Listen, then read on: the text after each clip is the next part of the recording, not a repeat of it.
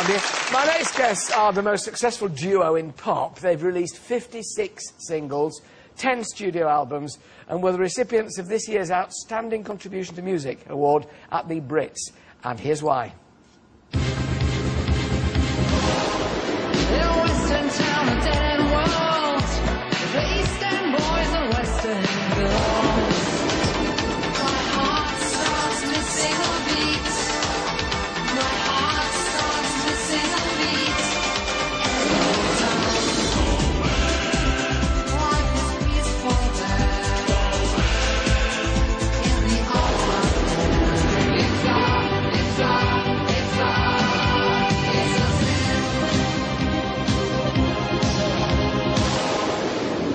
They've taken a break from their European tour to be with us here today. Please welcome Neil Tennant and Chris Lowe, Pet Shop Boys.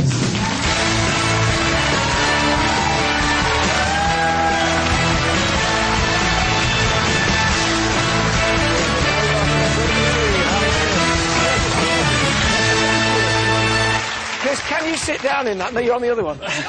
I was going to interview you. Don't cut yourself up. I can see myself in that. It's rather scary. What a jacket. This is superb. It's a bit uncomfortable, actually. Is it a bit uncomfortable? You'll have to take it off. Neil, congratulations. Thank you so much for coming in the middle of this tour, which is tremendous that, well, it is still going, I suppose, because pop is becoming increasingly transient. It's wonderful. I had last week Spandau Ballet on who were back together. You're still going strong.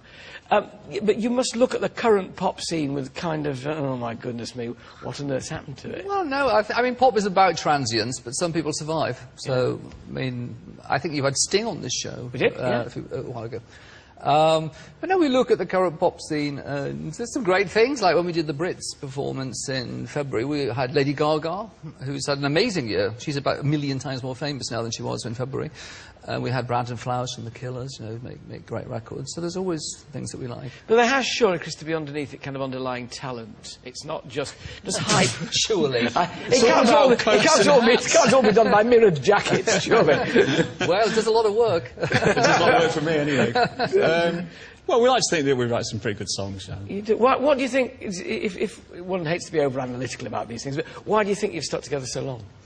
I think it's because we enjoy what we do. I mean, the basis of what we do is write songs and we make records, and then we make shows. And, but it's really exciting getting together and writing new songs. I mean, it's a sort of magical thing. You go into a studio and you might come out of it with something that didn't exist 10 minutes earlier or an hour earlier or something. And that is really the heart of what we do, and that's why we love doing it. Does it mean you have to give yourself a degree of space when you're not working together because it's so intense? I mean, you know, being together and socialising and things like that. Do you find you need your own space as well when you're performing in a duo the whole time? Well, we live on opposite sides of London. Yeah, it's a good start. It's got West and east. Yeah, a lot going on in between you. Yes. But actually we have a lot of friends in common, and it's not really a huge issue. One thing that becomes obvious when you look at what you've done is the people that you have worked with, from Madonna to Dusty Springfield to... I mean, what, from your point of view, have been the highlights of that? Who have you really enjoyed working with? I think the first collaboration we did with an artist was with Dusty Springfield in 1987. And we were sort of in awe of Dusty Springfield because as children growing up, we knew her records, and she's a really amazing singer. And it was very difficult getting a hold of her. And when she came into the studio and she sang, she's actually on tour with us at the moment. We do What Have I Done to Deserve This, and we have her on film singing it. Wonderful. And so every night in my headphones, I have Dusty Springfield, and it feels like she's there with us. And I sort of feel she likes the fact she's touring without having to be there herself. I bet she does. She doesn't like touring. I bet she does. What about Madonna? I mean, who is famously tricky. I mean, is that fair? Was she tricky, Chris? Well, we just did a remix for her, so we weren't in the same room.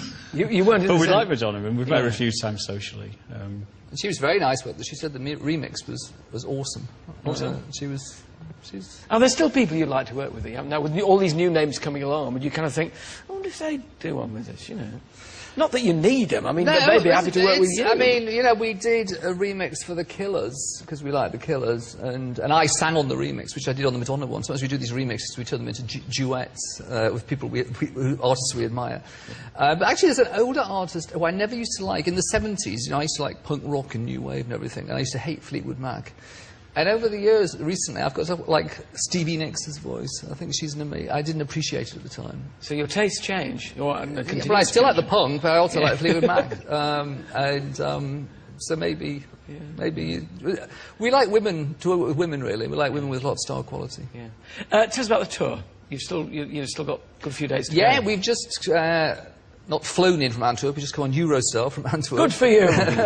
Take the train, take the train. And we've actually been on tour since the beginning of June, on and off. We started in Russia then, and we've been all around Europe to North and South America, and now, and we did some British dates in the summer, but we're doing, tomorrow night we're at Glasgow, yep. And then Birmingham, Manchester, and London O2 Arena on Monday. Wow, do you still get a buzz out of touring?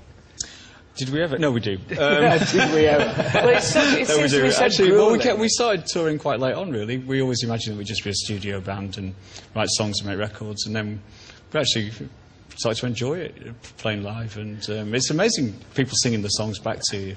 But when there's so many of them there as well, I mean, I know however famous one gets, presumably it's, oh gosh, people came. Oh no, it's a tremendous feeling. I mean, when you walk on a stage and you see all these people cheering or shouting your name or something, it's a real, without being cheesy about it, it's a real privilege, because 99.9% of people never have that experience, and you definitely feel that it's a very unusual privilege that you've got, you know, in your life. Well, long may you keep exercising that privilege. Neil and Chris will be back later to perform It Doesn't Often Snow at Christmas, even though it is at the moment. By the way, we've guaranteed it's going to snow. Now they're going to sing that, it's bound to, but for now. Well, thanks to Pet Shop Boys. Thank you very much indeed. Thank you.